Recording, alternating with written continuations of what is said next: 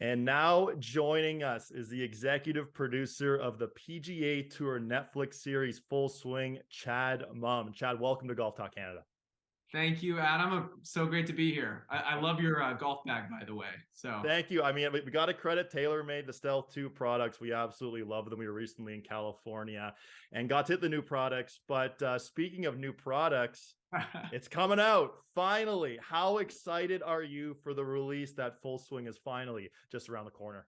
it is honestly a dream come true that we've like made it to this place, because this show has been a very long time in development. And then, the momentum happened. We made it last year. We shot the whole thing. We edited the whole thing. Everybody's been asking me, like, how are you feeling right now? Are you are you nervous? I'm like, honestly, this is the most kind of chilled out I've been for the last like 3 years on this, because it's done. Like, it's done. Netflix, it's been delivered. It's ready to like hit your guys' Netflixes to watch. And I'm just so excited that people get to finally see it, because so many people put so much work into this thing. It's been a real labor of love, and I could not be more pumped that it's finally ready to come out. And you speak of the excitement, and there's been that in the golf circle for quite some time. But when that trailer hit, the hype meter, the hype machine went through the roof. What kind of reaction did you get from that trailer itself? I mean, goosebumps were what we were going for, honestly, with that big Rory reveal at the end. But yeah, look, the golf world has been so supportive of this project from when I first announced, when we first announced it, almost actually a year ago. We sort of said that we were doing this. And I think that it's really a testament to the success of Drive to Survive, and how like that kind of immersive storytelling has transformed people's interest in a sport. And so I think golf, I'm a lifelong golfer and diehard golf fan. And so the opportunity, like, I know as a fan, I would want this show for, like, one, just as a fan, to see inside of pro golf in a way that no one's ever seen before, to get access to rooms that no one's ever had cameras in, and have mics on players in extremely private moments and off the golf course and on their private jets. And like, all that stuff is very exciting. But there's also just like a marker of like getting this kind of treatment for a sport that you love, that you're a fan of. It's a validation of that fandom in some way. And I think that it's cool that golf is getting this treatment. It surprises me that it hasn't up until now, because golf is such a incredibly difficult, impossible to master game, even at the highest level. You don't win that often. Even the best players in the world, they don't win every time they tee it up. And so much of the game takes place in that sort of 5-inch space between your ears, that like it creates for some incredible drama. I mean, there's no lonelier place than like being out there in the middle of a fairway trying to win a golf tournament, and you're on your own, and there's just nothing really like that level of individualism, and just the margins for success and failure are so tight. I want to point out, when we first were pitching this, we had in our deck this stat, and I'm pretty sure this stat still applies, but it's like the difference between a player who's in the top 10 on the PGA Tour and someone who's like, past 200 ranked, is like one shot per round. So every shot counts, and like how you prepare yourself for that, the people you surround yourself with, like all these players that you'll see in the show, they all have such different approaches to it. And I think that the chance to give, not just golf fans, which, by the way, there's gonna be tons, for if you're a diehard golf fan, you're listening to this show, like there is so much in there that you're gonna love and you're gonna be excited about. But even for general sports fans who maybe have a preconceived notion about what they think of when they think of pro golf, like we can subvert that in the first 5 minutes, and I just can't wait for people to see it. Well, that's where we're just going to go, because we saw with the Drive to Survive series how that just brought a whole new audience of people who were just watching Netflix and came across this show and thought, hey, I'm going to start watching F1. Is that the goal here with Full Swing, to take those who might not be as familiar with golf and say, I'm going to watch this series and now I'm going to tune into the PGA Tour? So the goal, I mean, definitely the goal is to have as big an audience as possible. I think like any producer like wants the entire world to watch their thing. But we never really like set out to be like, okay, we're gonna like appeal to this audience segment, and we're gonna make choices to appeal to this audience segment. It's like, at the end of the day, we want to tell really compelling stories about really interesting people, and we want to like take viewers and dump them into a world that they kind of maybe think they have an idea about, but in reality is like completely different from their expectations. And that is like thrilling and exciting, and it could be emotional, and I hope that people like tear up. I certainly do. There's definitely some goosebump moments. There's humor, there's heart. Like, it's all of these kind of really relatable human emotions. And honestly, the access that we have, there's always going to be something that the diehard golf fan is going to be like, I can't believe they got that, because we did have unfettered access to the PGA Tour, to all the majors. You were at the first live event. You know, we were off the golf course with these players and their families and their spouses. You know, and there's just stuff that as a golf fan, I like never expected to get to see up close. But then you pull back and you kind of get to know the players that are featured in the show. And you really see like they are dynamic and they're cool, and they're not like one word answer guys. Like, they think a lot about this, and they all have a really different approach to it, and how they architect their year and their travel and their family and their coaching and their training and all of that. Like, all that adds up to this payoff that happens on the golf course. And so you'll see in the show, so much time is spent sort of off the course with these players, because that's where you get the context to understand sort of in those moments of like absolute triumph. Matt Fitzpatrick hitting his shot out of the bunker, 72nd hole at Brookline to win the U.S. Open. In my opinion, one of the best major, shots in major championship history. Like, you get a year's worth of lead up to that exact moment. Like, you get to see everything that went in, the highs and the lows to get to that place, and that pressure of that moment to actually do it. Like, I still get chills thinking about it, and I've seen that episode like 1,000 times when we were editing it, and I still get pumped about it.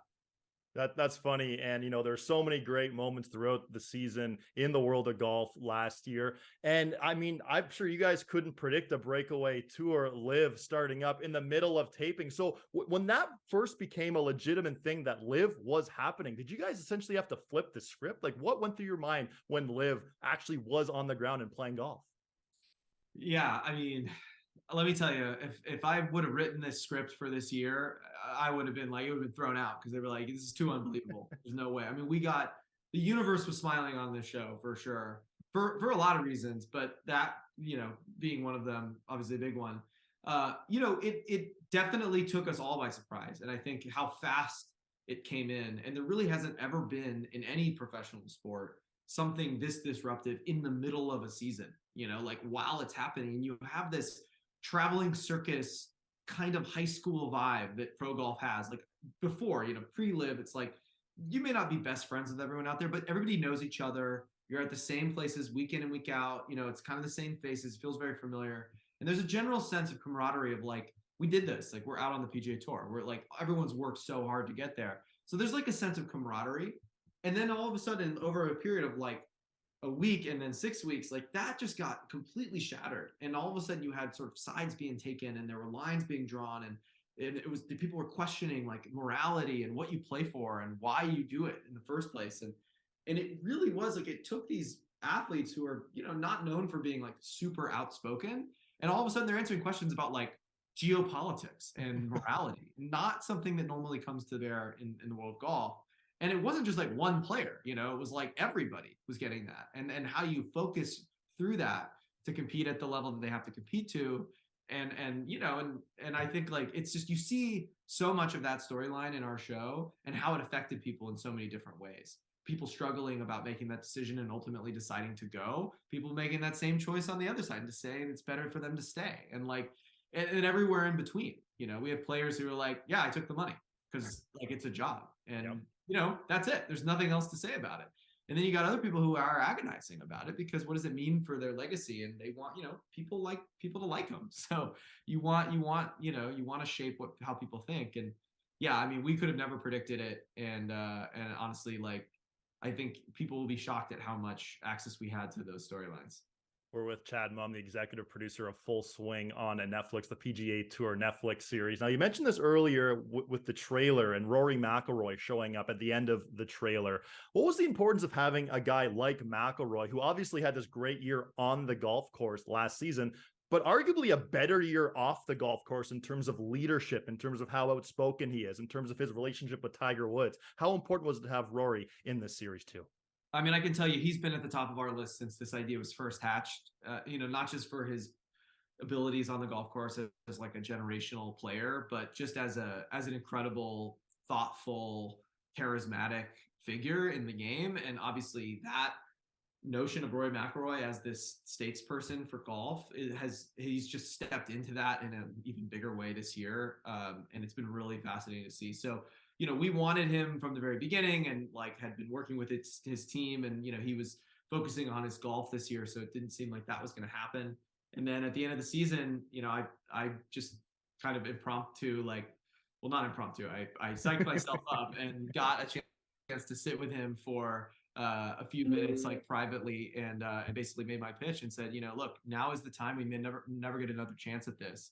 And so he said yes. And within like an hour, he had a mic on and, gave us kind of more access to his inner self and to how he thought and his relationships on the tour than like almost anybody else, and it's just a testament to him, sort of the heart of Rory McIlroy. It's like, he doesn't do anything like halfway. It's all in. And so I'm so grateful for him.